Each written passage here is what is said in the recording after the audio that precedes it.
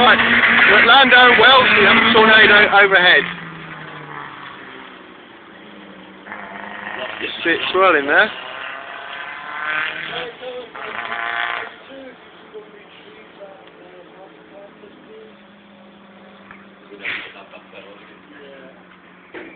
Very strange. You have a large black cloud directly overhead, which is all by itself.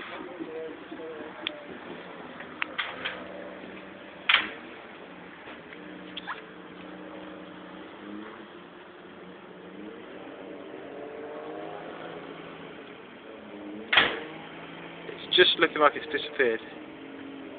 There's the tail of it just stopping now.